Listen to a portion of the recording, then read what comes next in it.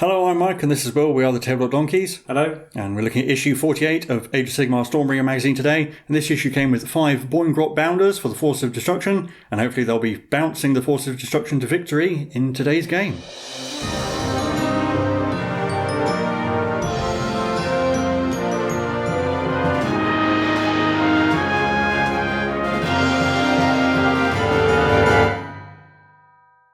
So looking for the issue first, we have background on Alariel the Everqueen, the goddess of life and the creator of the Sylvaneth, who she grew for some soul pods she was able to save from the world that was. And she is sort of the physical embodiment of nature in the mortal realms, with all the great tenderness and fury that entails. And she's also a fairly powerful warrior, fighting against the forces of chaos, particularly the forces of Nurgle, the Plague God, often astride her great beetle. And she was a member of Sigmar's Pantheon of Order, and has also had some battles against Nagash. After a battle against Nagash, she was able to perform the Rite of Life, which helped spread life energy and revitalise many of the mortal realms. Now we have part 2 of Nature's Gambit, the ongoing story of the Arch-Revenant Ilvereth, where she and a group of tree revenants have encountered several groups of intruders in their forest, first being a group of Stormcast Eternals, but more sinisterly they can hear the horns of some grots in the distance, so you can pause and read if you want to. Then a battle record for the Boingrot Bounderz. Boingrot Bounderz are grots who have survived a tour of duty, as it were, as a squig hopper, and have now earned the right to wear heavier armour and carry lances into battle. Obviously it takes a particular disinterest in your own safety to ride a squig into battle, particularly to do it more than once. So you can roll a trait for the boss of the unit, and then the traits for the rest of the unit and a name and so on. And the build guide, so there's a fair few interchangeable parts again. You have effectively 5 different poses for the rider. And then there's lots of interchangeable mouths, tongues and gums. Heads for the rider and lances are all fairly interchangeable, although obviously the boss has to be the one with the flashiest head, and his squig is the most heavily armoured as well. So you can see the different squig bodies there. Effectively, there's just one step to build the other 4, because all the parts are interchangeable, and you can see the finished unit. And then the painting guide, once again, you'd have painted quite a few grots by now with all those shooters, so it's much the same. And the squig will be very similar to the ones from Stormbringer Gitz.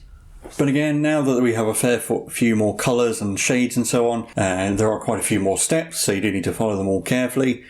And there you can see them finished up to this point, and they're starting to look fairly complete, although we're just missing the bases notably. But with that, I'll hand you over to Will, and you can take us through their wall scroll and into today's game.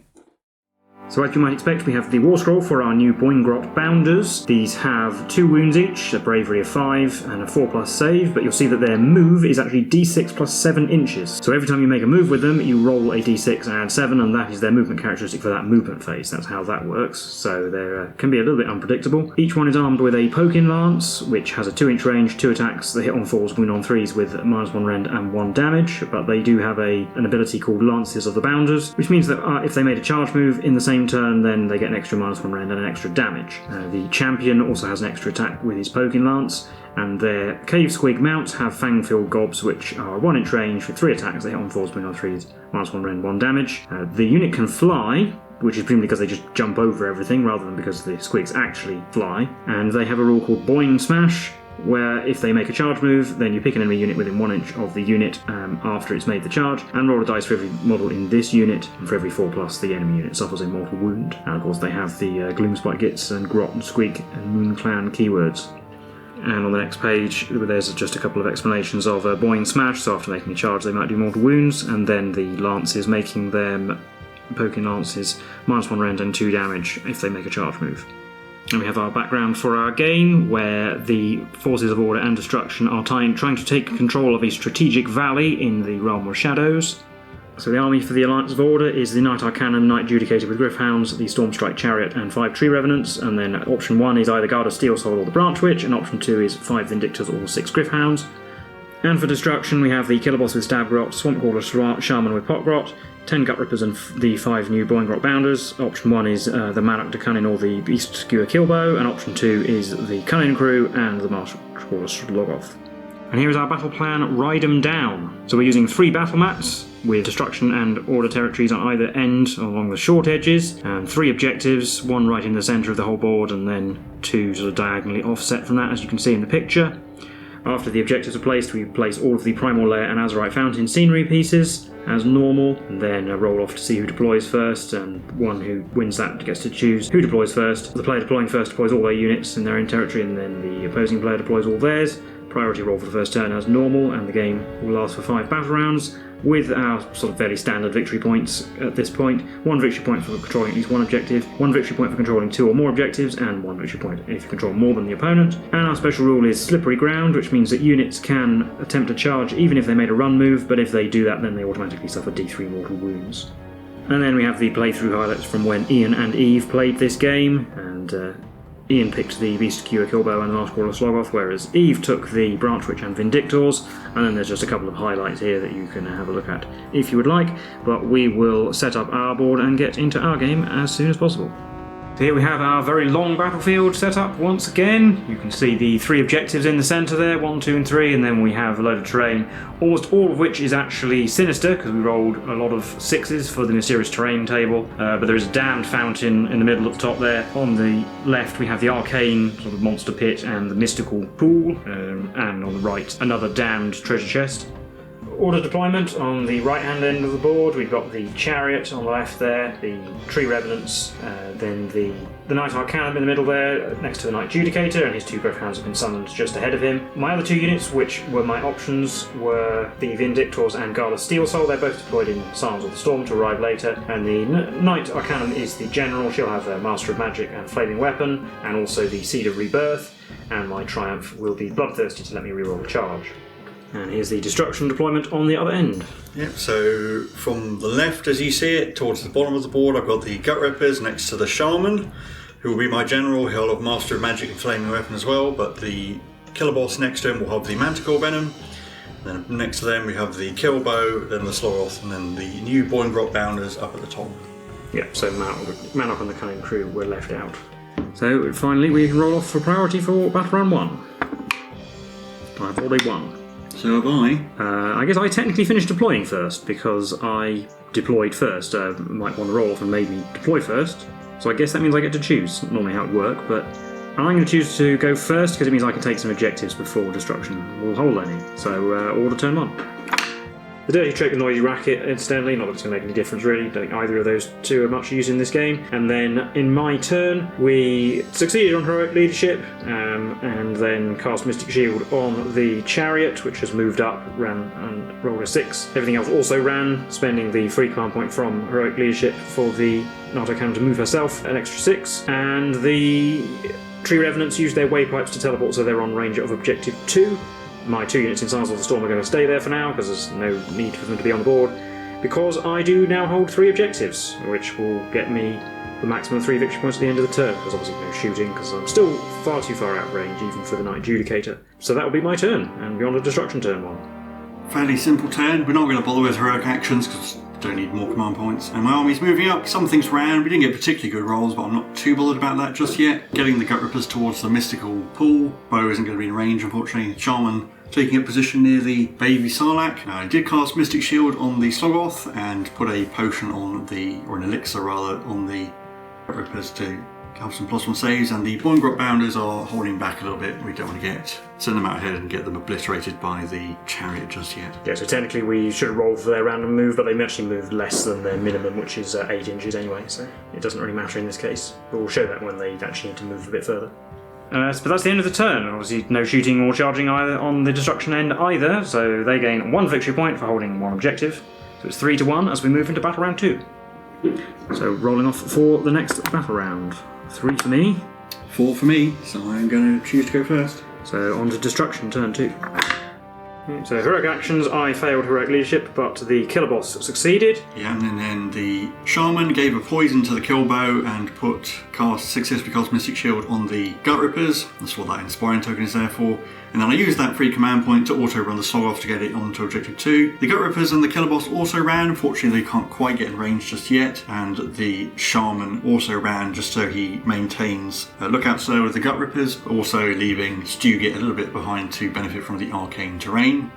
And the Boingrot Bounderz are going to move, but we'll show it on camera just to get an idea of how it works, although it is very simple. D6 plus 7 for 11 inches. So that is their move for this movement phase. So they just go out, advancing along down my left flank. May need to come back because a load of Stormcast will be showing up in the next turn, no doubt. And then the Kruleboyz is going to shoot at the tree remnants because it is just about in range of them. And they'll use their once per turn free all-out defense or all-out attack for all-out defense, obviously. So the Kruleboyz hits on a 2 because it didn't move, and a 5+ will do mortal wounds instead. So it does mortal wounds. It does 2 damage base, and then tree remnants of 2 wounds each, so I roll 2 dice, and then 5s are extra damage. So there's 1 extra, so that's 3 damage in total.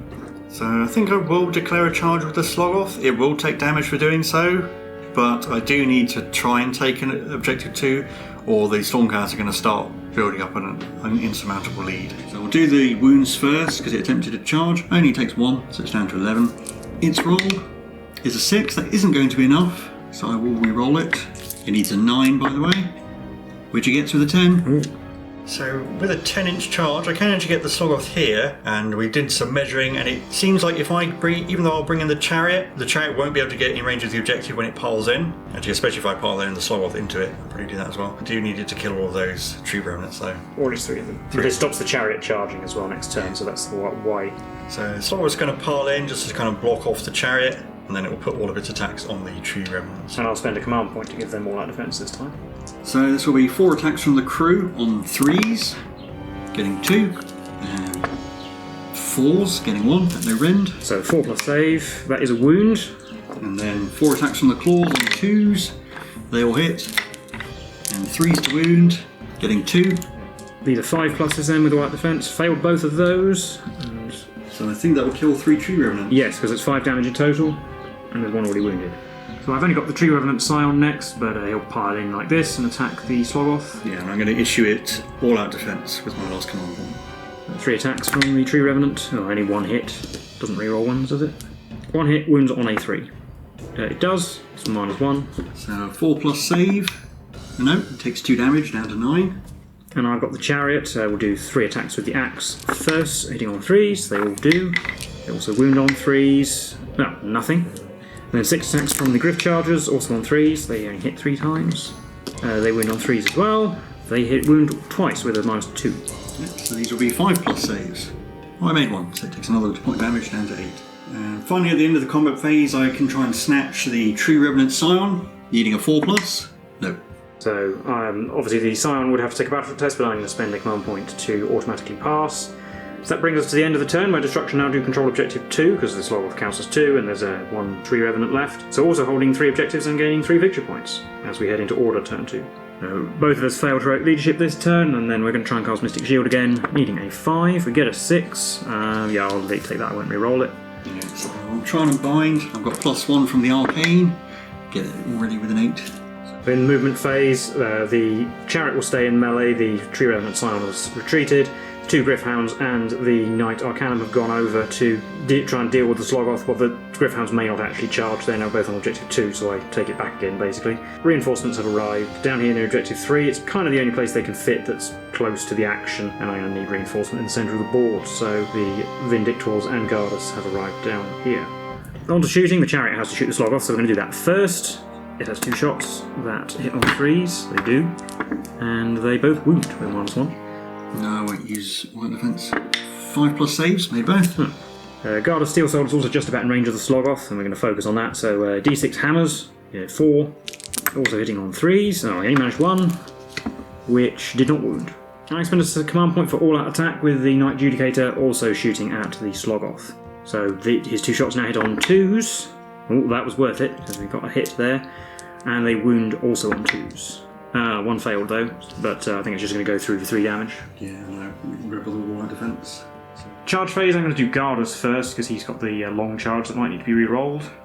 Not going to use his Saintly Assault, because I can always re-roll the charge with my Triumph, and the +1 attack will be wasted if I fail, because he needs a 9, which he fails, so I'll use my Triumph to re-roll for free.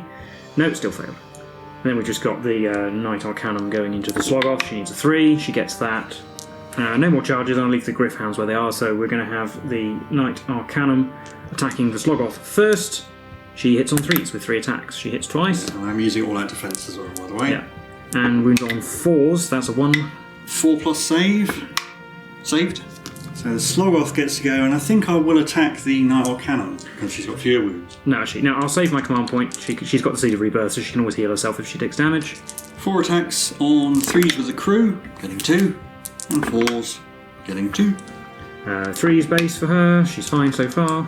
Claws on 2s, getting 3, and 3s, getting 2. 4's against this. Made one, fair one, so she takes 2 wounds. Down to 4. Now I'll spend the command point for all-out attack with the chariot, because I'm about to lose that command point. Anyway, so the axe hitting on 2s, oh, that was useful. And 3s. Oh, it failed to wound again, I don't think it was sharpened. And the Griff charges also on 2s. That helped. And 3s. Oh, they all wound with -2. Going to have to make some 5+ saves. Ah. I made 4. Okay. Down to 4. And then it does mean I don't actually take the objective back because I've only got 2 Griff Hounds on it. I think I slightly messed up and got confused about what units were where and don't have enough models on the objective, so it is still held by destruction and I only gain 1 victory point. Yeah, and I did let him take it back, but he's going to accept his mistake. Well, yeah, it was not. I wasn't my intention to do anything other than what I've just done, so it would be wrong of me to claim that I was actually trying to do something else. So we're going to live with the mistake, and it's going to be 4-4 at the end of Battle Round 2. So it does mean this Battle Round priority roll is quite important. I've rolled a 2, which isn't a good start. I've rolled a 5. I'm definitely going to choose to go first. On to Destruction turn 3. So a poison is going on the Killer Bow again. Mystic Shield was successfully cast on the Gut Rippers, and heroic actions. Killer Boss succeeded with heroic leadership while the Knight Judicator failed. And then I'm going to spend a command point in the opponent's hero phase to try and rally the Tree Revenants. 4 missing, needing 6s. Nope. The Slogoth also healed 2 wounds, and then in the moon phase it will retreat. The Gut Rippers and the Killer Boss moving up normally, staying 9 inches away from Gardas so you can't redeploy closer to them. And the Boingrot Bounderz moved another 11 inches, gets them with just over 3 away from the chariot. And then the shooting phase, the Killbow is just in range of the chariot, so it will shoot at that. And I will use all-out defense on the chariot. So hitting on the 2, 5+ is mortal wounds. Well, it's another 6, that's going to be mortal wounds. So that's going to be 2, rolling 12 dice and 5s are extra. And that is going to be 7 damage in total. It's down to 5. Then in the charge phase, the Boingrot Bounderz are going to charge the chariot. So their charge roll is a 5. That will get them into the chariot. That's where they're going to go. The chariot will be within an inch, and there are 5 Boingrot Bounderz. So on 5, I'll roll 5 dice on each 4+. The chariot takes another mortal wound. So that's another 2 impact mortal wounds. It's down to 3. So the Boingrot Bounderz are actually showing them after their pile in because they're going to be my only charge, and I don't need to do all-out attack or anything because they benefit from the Slogoth. Yeah, and so I'll just do all-out defense again on chariots. So I hope it might survive. So 11 attacks from lances on 3s thanks to the Slogoth. 6 and 3s. 3 wounds at -1. Oh, -2 because they're charged. Yeah, these are -2 because they charged and they're 2 damage each, so I have to pass most of these saves basically. We did make 2. No, yeah, with all-out defense we made 2, so it's down to 1 wound left, but we've got all the swigs to go yet. 15 attacks from Fang-filled Gobs, also on 3s. That's 8 hits, wounded on 3s. Okay, 7 wounds, again at -1. So 7 3+ saves. Oh, there's the 1 fail, which will kill the chariot. But that will be the end of the turn, gaining another 3 victory points for holding objectives 1 and 2, and we'll head into order turn 3. It's going to be the Knight Arcanum's finest hour, and the Killer Boss failed heroic leadership. I'm going to try and rally the Tree Revenants again. Oh, well, 1's out the box, so 1 back. And we'll try and cast Arcane Bolt, needing a 5, all getting a 7. Right, so I'll try and unbind. Do so with a 9. Then for movement, Gardas and the Vindictors have moved towards objective 2. The Knight Arcanum stayed where she was, but then the Griffhounds moved around the back of the skull, which caused the Boingrot Bounderz to redeploy, but they only rolled a 1. It does take them very slightly further away. And the Knight Judicator moved up to that ruin. The Tree Revenants, you might notice, have disappeared. That's because I brought back the Waypiper, and then they used those to teleport over to stand on objective 1, which doesn't have any destruction units on it, so we'll take it at the end of the turn. On to the shooting phase. The Knight Judicator is going to shoot at the Slogoth. No command points left, so he will be hitting on 3s, which means he does miss once. He does wound though, so it'll just be 3 damage because no save. Gardas will chuck some hammers at it, see if we can get rid of it. Only 1, which hit and wounded. -1. 5+.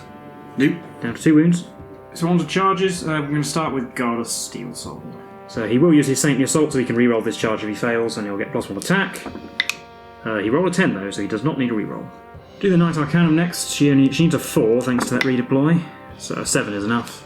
She's going into the Boingrot Bounderz, and I'll just roll the Griffhounds as well at the same time. They also roll a 7, so they're in. Finally, I've got the Vindictors, and they roll a 6. Might just be enough to get to the slog off.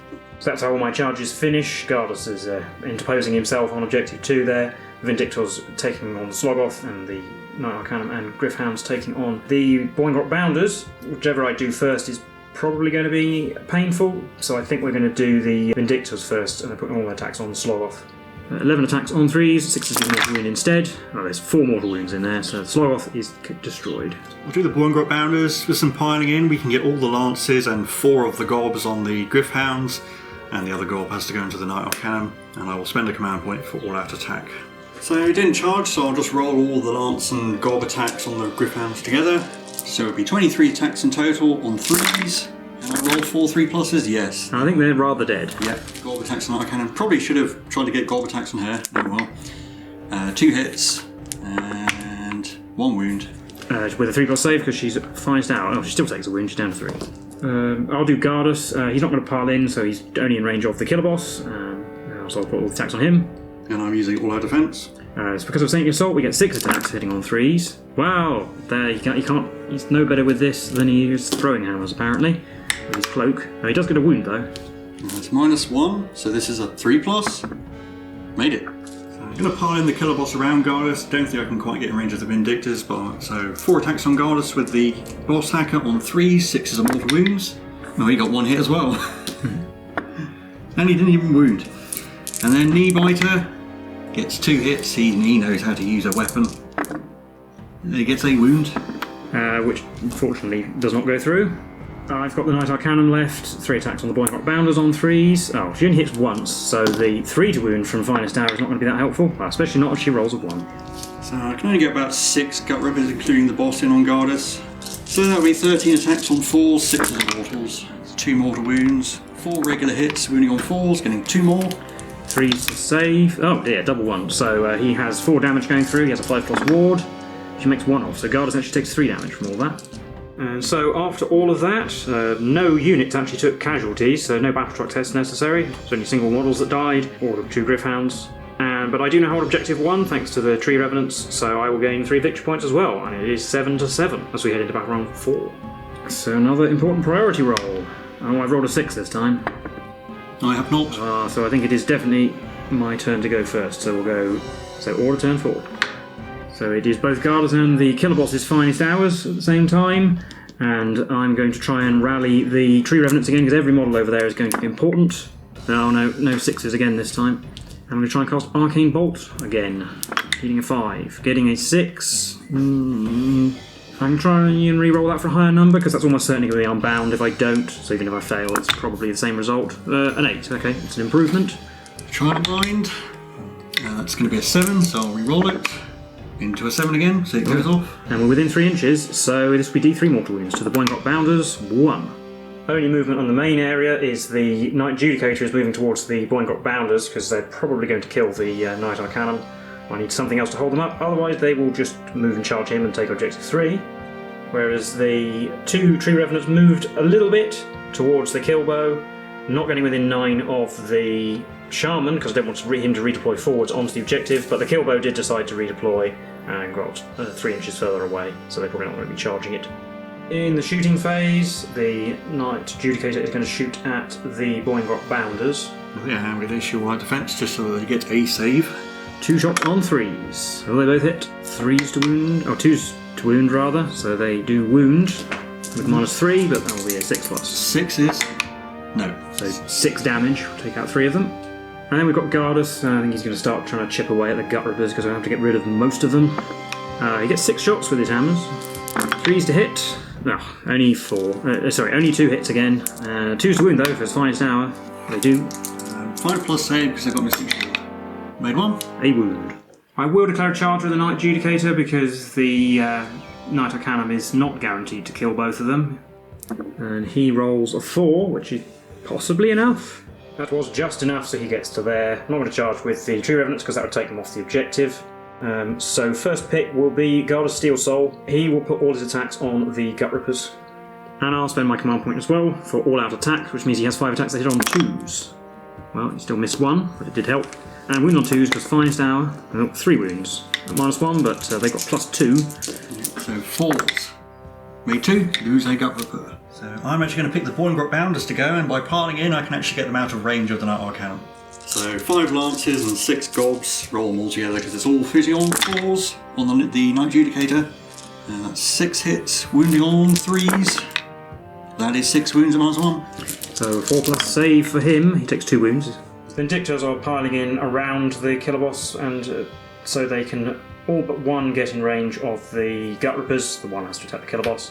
So we have 9 attacks on the gut rippers, on 3s, 6s do mortal wounds. We have a mortal wound, and 6 hits that wound on 3s, and 4. 4 pluses, made 3. So we'll take 2 damage. 2 damage, so lose another gut ripper. And 2 attacks on the killer boss, get a mortal wound and a miss.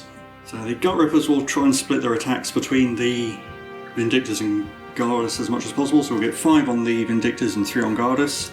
So that'll be 11 attacks on the Vindictors. Getting a mortal wound, and 7 hits, wounding on 4s. Oh, getting 6 wounds. 3s to save, failed 2, so 3 damage, we'll kill a Vindictor and a half. 6 attacks on Gardas from the remaining gut rippers, getting a mortal wound, 3 hits, and getting an extra wound. We're saved on a 2 though, because Finest Hour, which he does, so he takes a mortal wound. Does he ward it away? Nope, he hasn't made one yet. He's down to 2. I've just got the Giant Judicator left, who has 3 attacks, hitting on 3s on the Boingrot Bounderz. He only hits twice, and only wounds once, so it's on 3s, and -1 rend.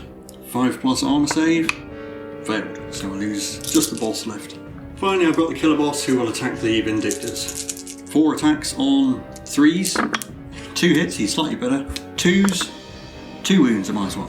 4s, failed 1, kills 1. And then 3 attacks from Knee Biter, only getting 1 hit. That wounds. Oh no, it does an extra wound, so 3 damage, so we've got 2 left. There is a fair bit of battle shock to do. The Vindictors lost 3, their bravery 8. That is just there for a pass. Yeah. I'll use Indomitable to keep the Boingrot Bounderz boss around, and then the gut rippers lost 2, and their bravery 5. So they are okay. So that's the state of the board at the end of order turn 4. I gain 3 victory points because I hold objectives 1 and 3, and we'll be on to destruction turn 4.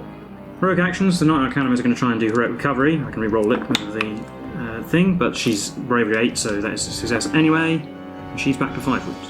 And then the killer boss failed heroic leadership. Yeah, and the Shaman will give a poison to the kill bow, and then he'll try and cast Arcane Bolt. And he'll need to re-roll that into, that'll be a 9 because you need the Arcane Drain Base. Then we'll try and unbind. We get an 8, but we can re-roll because of Master of Magic as well. Oh, an 11, so no Arcane Bolt. Really important. The Boingrot Bounderz boss is going to move or retreat from the Night Judicator. So we will show this dice roll, because if I roll a 2+, he'll be in range of the objective. Yeah, because he can fly, so he can go straight over the top. But if he rolls a 1, he will be just shy of 6 inches of objective 3. Yes, he's okay. Gets to go 12. So the Bounder boss bounces high enough to get onto objective 3, like this. And the Bounder boss is going to move so he can test the objective, and so he might have to deal with those tree revenants. In the shooting phase, the kill bow is going to shoot at Gardas, because if I kill him in the shooting phase, he can't possibly come back. And he hits on a 2. Oh, no mortal wounds though, but it does hit. Wounds on a 3. Get it in the box. He wounded. -2. 5+ save. Nope. So it's going to do minimum 2. Minimum 2, but he does have a ward. Oh, he does have a ward. It's going to be 2 + 2 damage, so 4 damage in total. So I need to make several of these wards. Oh, he made all of them at last. Okay, well that's where they were hiding, so he's fine. In the charge phase, the Shaman will go into the 2 tree revenants.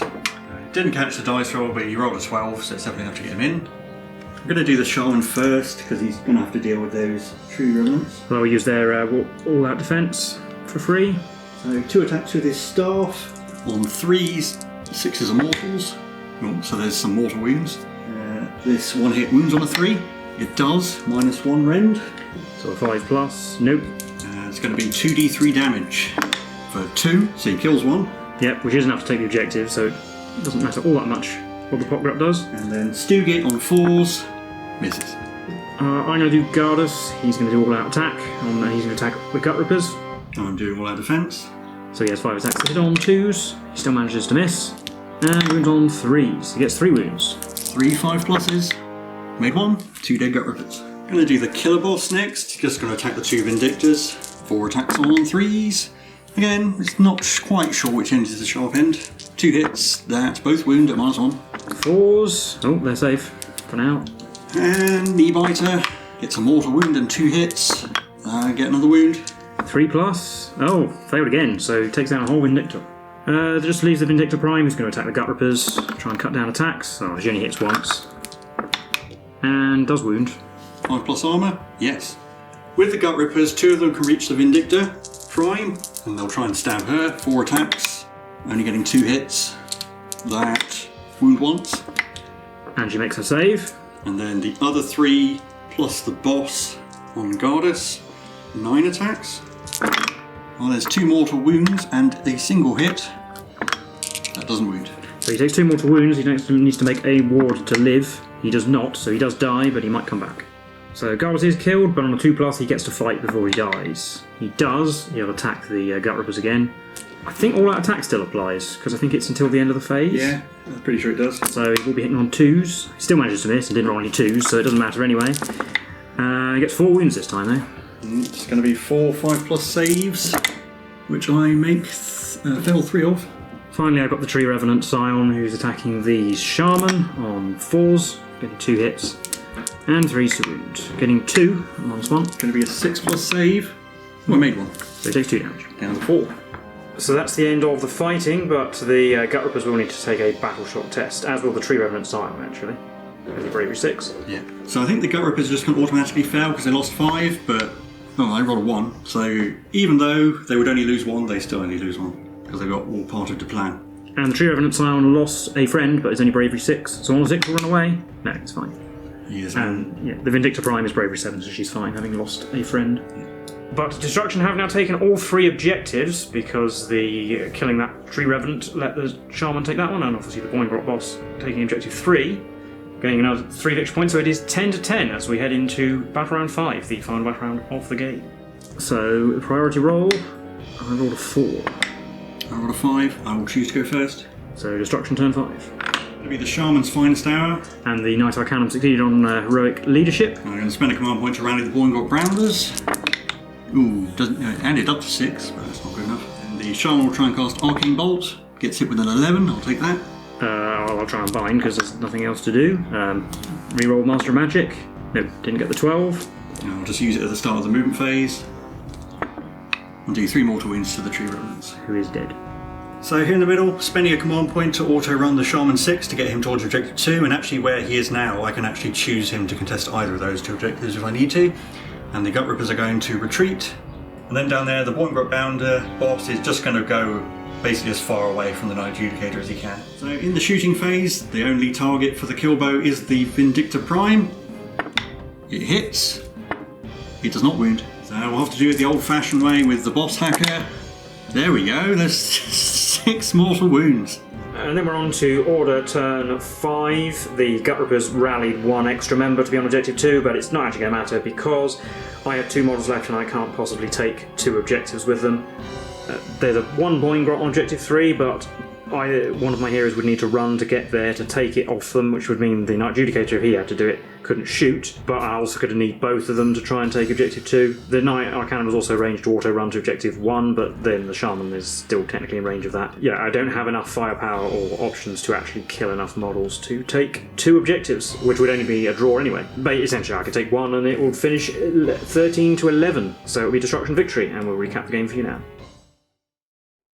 So that was the game for issue 48 of Warhammer Age of Sigmar Stormbringer magazine. How did you think that went? To be honest, I didn't expect to win, looking at the forces, and just because generally, I'm a bit too used to having the army be quite slow. Imagine if I didn't have the Boigrot Bounderz, you would have been able to hold objective 3 for the entire game, and I would have had to fight through your entire army. But yeah, and I think we both made some positional mistakes that ended up cancelling each other out, and there was some sneaky piling in that I think gave me the edge with the Boigrot Bounderz, and the Sloggoth making that long charge. Probably what kept me in the game. Well, yeah, the Sloggoth making the charge meant that it was a victory point swing of 4, I think, because I would have I was otherwise going to be in control of 2 objectives at the end of my second turn, but it also stopped the chariot from charging the Boingrot Bounderz, where it probably would have flattened most of them, and you got a load of victory points from it. And then I kind of had to charge the Knight Adjudicator into the Boingrot Bounderz because the Knight Arcanum wouldn't have killed them all by herself and probably would have died. But then, just because of the way the shooting went, they ended up being pulled out of melee, which I didn't spot, so it was a good tactical move by you to do that.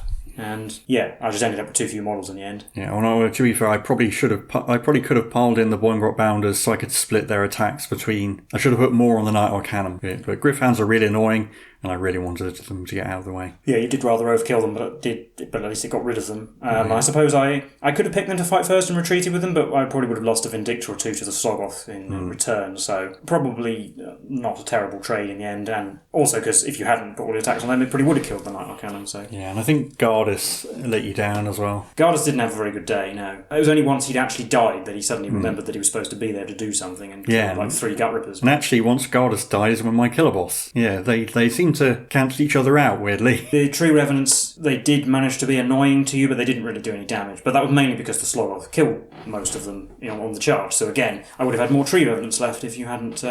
Yeah, and if I'd positioned the Shaman slightly closer to the objective as well, you wouldn't have been able to take it at that point. Yeah. And actually, if you hadn't made that charge, what I would have done is, sent the chariot into the Boingrot Bounderz and then probably teleported the Tree Revenants over to roughly where they would have gone anyway, back, perhaps a bit further back, to try and contest Objective 1, and then I would have just had Gardas and the Vindictors able to stand in the middle with the 2 other Stormcast heroes to hold Objective 2. Then I would have obviously still had to deal with the Slogoth, it would have been a bit of a pain. But... Yeah, and once the Bounders were dead, there was pretty no chance of me getting Objective 3. Bit of an odd army to show off the Boingrot Bounderz with, because they're the only Grot unit in amongst all the Oryx, but they combo pretty well with the Loom Boss with his unique command ability to give them all attack plus do mortal wounds. They've got a 4+ save, which is actually reasonably good for Grot units as well, and they do add, they are reasonably fast, a bit random, but that is something that the Destruction Forces have been lacking, and being able to fly as well, so it's really handy for going around and nabbing objectives, although... Yeah, and they're likely to be a priority target, because just like the Chariot,